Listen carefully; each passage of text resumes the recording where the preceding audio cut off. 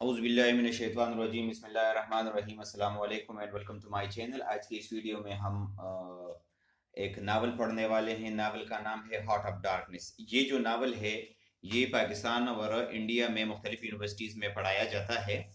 तो स्टार्ट करते हैं। हार्ट ऑफ डार्कनेस एक नावल है which has been written by Joseph Conrad. Joseph Conrad 1851 को यूक्रेन में पैदा हुए। ये जो नावल है हार्ट ऑफ डार्कनेस, ये it is basically the story of two men जिनके नाम है मार्लो, जो कि एक इंग्लिशमैन है, एंड मिस्टर कर्ट्स जो कि एक जर्मन है। Both these main were exceptional beings. वो निहायत ही आला खूबियों के मालिक थे।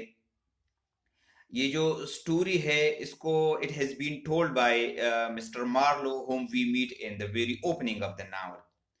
और जहाँ तक मिस्टर कर्ट्स का ताल्लुक है तो वो नावल के आखिर में आता है। अगरचे उनके हवाले से हमें बहुत सारे लोग पहले से बता देते हैं कि वो इस किस्म का आदमी है।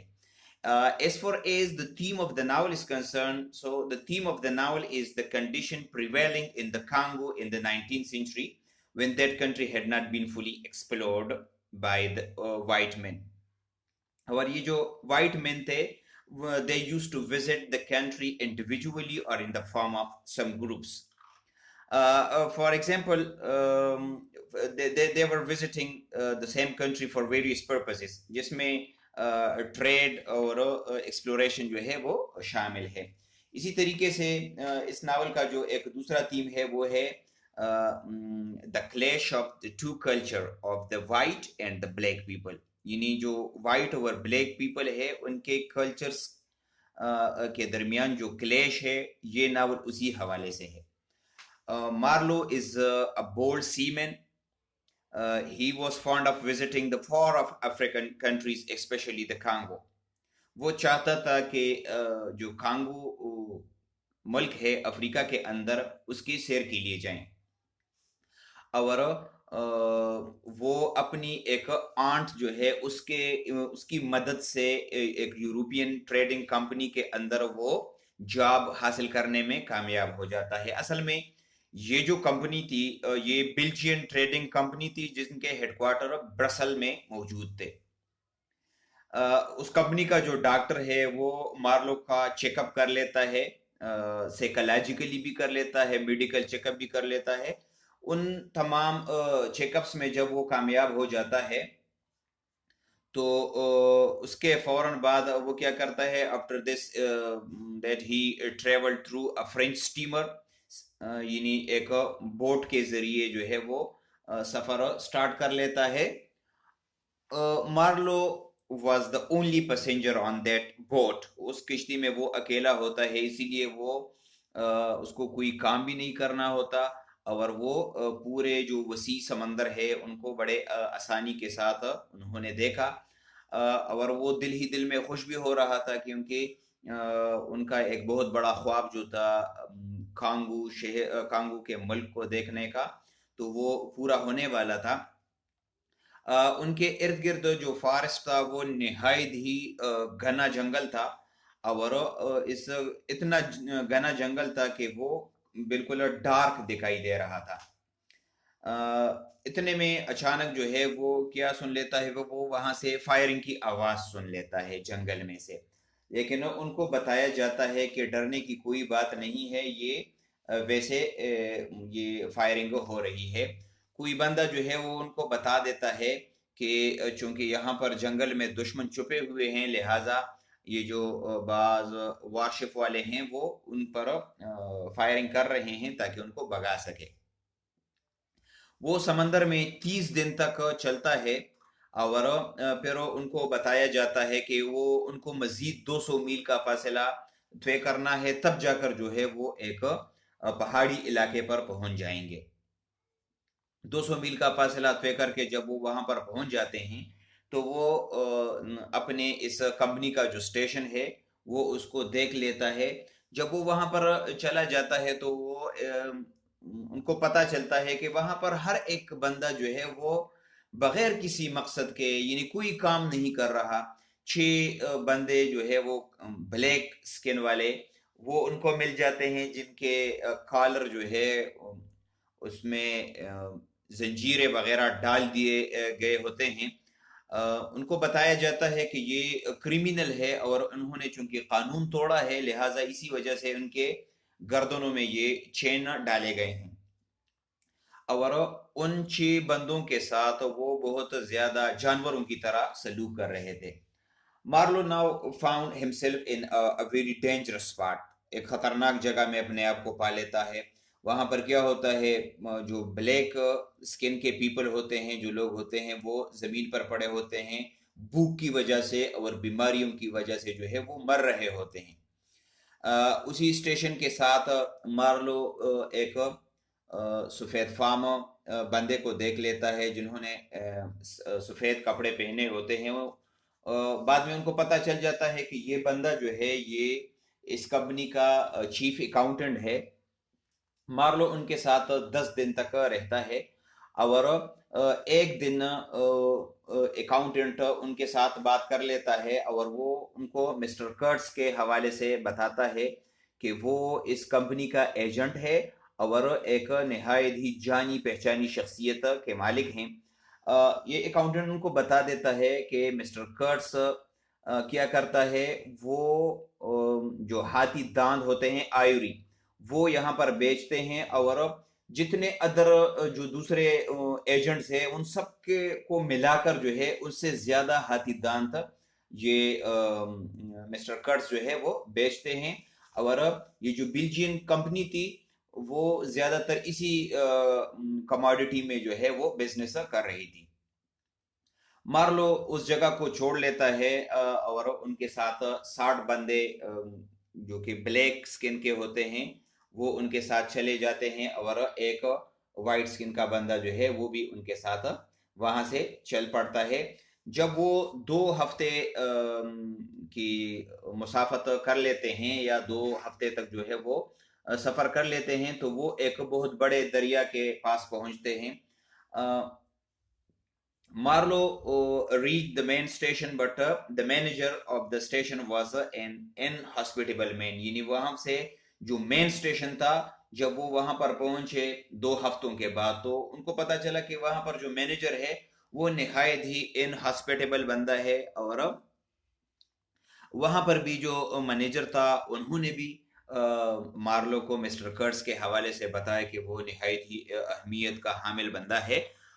मैनेजर ने उनको ये भी बताया कि जिस बोट के लिए उनको अपॉइंट किया गया है, जिसकी वजह से उनको नौकरी दी गई है, वो बोट समंदर में जो है वो डूब गया है। और मैनेजर उनको बता देता है कि आपकी पहली ड्यूटी ये है कि आप किसी न किसी तरीके से इस बोट को समंदर के अंदर से निकालें और ताकि दोबारा से जो है वो चल सके। अब क्या होता है कि वो उसको तो वो निकाल लेते हैं, फिर उसको उसकी मुरम्मत कर लेते हैं उस कश्ती की। तो इसमें तकरीबन 3 महीने लग जाते हैं। वहां पर मार्लो देखता है कि ये जो मैनेजर है और उनके साथ जो कि वाइट स्किन का जो बंदा है, जो दोस्त है, उनका कोई काम नहीं है, उनके हाथों में स्टिक है और इधर उधर वो पैर रहे हैं। इसी स्टे के दौरान मार्लो एक ईंट बनाने वाले के साथ उनकी मुलाकात हो जाती है। और वो बंदा जो है उसने कोई भी ईंट नहीं बनाई होती है। वो मार्लो को ये पता चल जाता है कि ये जो बंदा है ये मैनेजर के लिए एक जासूस का काम करता है। वो जो ईंट बनाने वाला होता है उन्होंने भी मार्लो को मिस्टर कर्ट्स की तारीफ की और बहुत कुछ बताया कि वो एक निहायत ही अच्छा आदमी है, एक अजीब आदमी है, एक बहुत ही यूनिवर्सल टाइप का बंदा है। मार्लो बहुत ज्यादा इम्प्रेस हो जाता है वहां की खामोशी देखकर और वहां पर जिस तरीके से उन्होंने ब्लैक स्किन के लोगों को, जिस तरीके से उन्होंने गुलाम बनाया होता है, वो सारे तरीके को देखकर वो बहुत ज्यादा इम्प्रेस हो जाता है। इतने में उनका जो जो जो किश्ती है उनकी वो ठीक हो जाती है।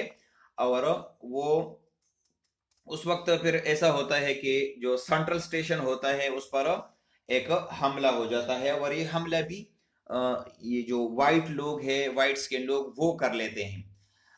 इस वाक़े की जो अहमियत है वो ये है कि इस वाक़े से इनको पता चल जाता है, मार्लो को, कि ये जो मैनेजर है वो मिस्टर कर्ट्स से बहुत ज़्यादा जेलस है।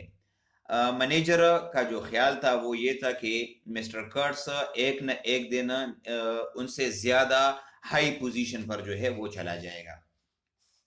अच्छा, अब मार्लो ने जब बहुत सारे लोगों से मिस्टर कर्ट्स के हवाले से ये बातें सुनी तो उनको बहुत ज़्यादा उनका ख्वाहिश बढ़ गया कि वो भी मिस्टर कर्ट्स से मिले। बहुत जल्द ही जो मार्लो है, वो Marlow started his journey towards Mister Kurtz where he was living. On the way there were dangerous animals and sometimes they had to push the steamer. यानी जो किश्ती थी वो कभी कभार उनको धक्का भी दे देते थे। There were 20 local man for doing this kind of work. ये जो काम है, यानी किश्ती को धक्का देने के लिए 20 लोकल आदमी वो वहां पर मौजूद थे। वो इस तरह वो डिस्क्राइब कर लेते हैं कि उस 20 जो लोकल लोग थे उनको ये इस तरह डिस्क्राइब कर लेते हैं कि they were savages but they were willing workers, they were cannibals who craved for human flesh, they had rotten and uneatable food. यानी उनके पास जो खुराक जो कुछ मौजूद था वो भी खाने के काबिल नहीं था। मार्लो को बताया जाता है कि ये हो सकता है कि कुछ अनसिविलाइज्ड लोग आप पर जंगल की तरफ से हमला करे। तो और ये बात सच भी साबित हुई, क्योंकि उन पर एक कबीला जो है वो हमला कर लेता है। अब क्या होता है, जंगल की तरफ से बहुत ज्यादा तीर जो है वो आ रहे होते हैं, और ये जो वाइट मैन है वो भी बोट की तरफ से फायरिंग स्टार्ट कर लेते हैं, और फायरिंग कर लेते हैं जो फॉरेस्ट है उसकी तरफ फायरिंग कर लेते हैं। उनके बोट का जो ड्राइवर होता है वो उसको एक तीर लग जाता है और वो उससे मर जाता है, और फिर मार्लो उस बोट को जो है वो स्टेयरिंग के पास वो चला जाता है, यानी वो ड्राइव कर लेता है। अब ये मैनेजर जो है वो ये सोचता है कि जो मिस्टर कर्ट्स है, हो सकता है कि उन पर भी इसी तरीके से कोई दुश्मनों के कबीले की तरफ से हमला हो गया हो, और मिस्टर कर्ट्स मुमकिन है कि वो उसमें मारा गया हो। लेकिन वो उसको कुछ नहीं हुआ था, वो बिल्कुल सही सलामत था। अब बहुत मुश्किल से जो है ये वहां पर मिस्टर कर्ट्स के पास पहुंच जाते हैं। मार्लो को कुछ लोग ये भी बता लेते हैं कि मिस्टर कर्ट्स जो है वो हर वक्त उनके मुंह से ये अल्फाज निकलते हैं, my ivory, my station, my river, my everything. यानी मिस्टर कर्ट्स ये समझता है कि ये सारी चीजें जो है ये उनकी है। लेकिन बाद में जो है मिस्टर कर्ट्स जो है, मार्लो को पता चल जाता है कि ये जो मिस्टर कर्ट्स है ये ही एसेंशियली वाज इवल, कि असल में ये बंदा जो है ये खुद ठीक नहीं है, and that he was hollow at the core.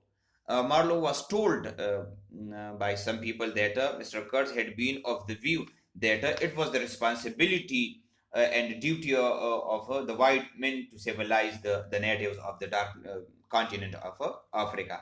यानी जो वाइट मैन है ये उनकी जिम्मेदारी है कि अफ्रीका के अंदर जो डार्क स्किन वाले लोग हैं उनको सिविलाइज करें। लेकिन असल में बात ये थी कि मिस्टर कर्ट्स खुद जो है उस जगह का वो हिस्सा बन चुका था। वो खुद बहुत ही बैकवर्ड रिलीजन और वहाँ के जो लोग थे, जो नेटिव्स थे, उनका हिस्सा बन चुका था। और नेटिव लोग जो थे, वहाँ के जो मुकामी बाशिंदे थे, वो भी मिस्टर कर्ट्स को अपना एक आका समझते थे और किसी भी कीमत पर उनको खोना नहीं चाहते थे। जब उनको ये पता चल जाता है कि ये जो यहाँ से जो मार्लो और उनके साथ जो मैनेजर और जो वकील वगैरह उनके साथ जो चलते हैं, वो मिस्टर कर्ट्स के नज़दीक पहुंच जाते हैं, तो वो उनको पता चल जाता है, जो लोकल लोग होते हैं, तो उनको सीटी की तेज आवाज से जो है उनको भगाया जाता है। और मार्लो और मैनेजर को पता चल जाता है कि मिस्टर कर्ट्स निहायत ही शदीद बीमार है, और इसी वजह से वो उनके लिए गए भी थे। अब मिस्टर कर्ट्ज जो है वो चाहता था कि वो किसी न किसी तरीके से यूरोप वापस पहुंचे, लेकिन जो लोकल जो नेटिव्स थे वो उनको छोड़ना नहीं चाहते थे। मार्लो एक रशियन बंदे से मिलता है, वो भी उनको मिस्टर कर्ट्ज के हवाले से बता देता है, उनकी तारीफ कर लेता है कि वो बहुत अच्छे ही बंदा है।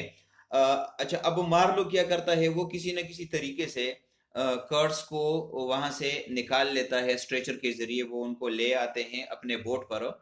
लेकिन वो रास्ते ही में वो दम तोड़ देता है। मरने से पहले वो जो है एक कागज का एक पैकेट उनके हवाले कर लेता है मार्लो के, जिसमें कुछ कागजात होते हैं और एक लड़की की तस्वीर होती है। उन कागजात में उनके आइडियाज होते हैं कि जो कि वो उनको प्रोपागेट करना चाहते हैं। और जो फोटोग्राफ थी, it was the photograph of the woman he wanted to marry. Marlow को ये पता चल जाता है, वो भी निहायत ही मिस्टर कर्ट्ज का तारीफ करने वाला या एडमायरर बन जाता है। अगरचे उनको उनकी गलतियों का भी पता चल गया होता है, लेकिन बावजूद उनकी गलतियों के वो उसकी तारीफ करता है। और जब वो मर रहा होता है मिस्टर कर्ट्ज, तो उनके आखिरी अल्फाज जो थे वो ये थे, द हॉरर, द हॉरर। तो जब वो वापस आता है, मार्लो यूरोप में वापस आता है, तो वो चला जाता है और मिस्टर कर्ट्ज की जो फियांसे है उनको वो खतूत और जो फोटोग्राफ्स है वो उनको उनके हवाले कर देता है। वो उनसे पूछती है कि उनके आखिरी अल्फाज क्या थे, तो मिस्टर मार्लो जो है वो उनको झूठ बोल लेता है और उनको कहता है कि उनके आखिरी अल्फाज उनका नाम ही था, यानी वो जब मर रहा था तो आपका ही नाम ले रहा था। उन्होंने ये झूठ इसलिए बोला था क्योंकि ये जो लड़की थी वो भी मिस्टर कर्ट्ज की बहुत ज्यादा तारीफ कर रही थी, तो वो चाहता था कि वो हमेशा के लिए उनको उनकी इसी तरह उनकी वो डिवोशन जो है वो हमेशा की तरह रहे। तो ये था समरी और एक जो कहानी थी इस नावल के अंदर, जो जो अहम पॉइंट्स थे वो मैंने आपके साथ शेयर किए। उम्मीद है आपको इसकी समझ आ गई होगी। जहां पर भी कोई भी मसला हो, तो आपको किसी भी जगह पर इसकी समझ न आई हो, तो आप बेशक पूछ सकते हैं। इंशाल्लाह इस पर मैं और भी वीडियोस बनाता रहूँगा और इसके सारे जो क्वेश्चंस है वो मैं आपके साथ शेयर करता रहूँगा। Thank you for watching. अल्लाह हाफिज़।